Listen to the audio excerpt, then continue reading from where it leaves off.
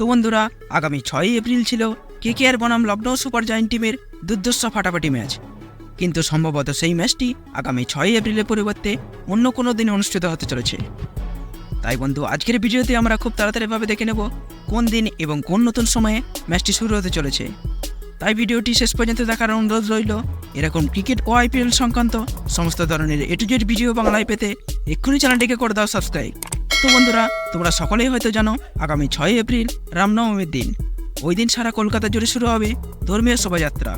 তাই নিরাপত্তার কথা মাথায় রেখে কলকাতা পুলিশ সিএবিকে বলেছেন যে ইডেন গার্ডেন্সের নিরাপত্তা দেওয়া সম্ভব হয় না, তাই ম্যাচটি রিশিডিউল করা হোক। সূত্র মারফত বিসিসিআইয়ের পক্ষ থেকে জানা যাচ্ছে ম্যাচটি আগামী 6ই এপ্রিলের পরিবর্তে আগামী 8ই এপ্রিল অনুষ্ঠিত হবে, ঠিক দুপুর 3:30 কলকাতার সেই ঐতিহাসিক ইডেন গার্ডেন ক্রিকেট স্টেডিয়ামে। তো বন্ধু, এই ছিল আজকের ছোট্ট একটি আপডেট। তাই তুমিও যদি একজন কেকেআরের মস্ত বড় ফ্যান হও, তাহলে ভিডিওটিকে করে দাও মন থেকে একটি লাইক এবং কমেন্টে লিখে দাও আমি কেকেআর। দেখা হচ্ছে পরের ভিডিওতে। Thanks for watching.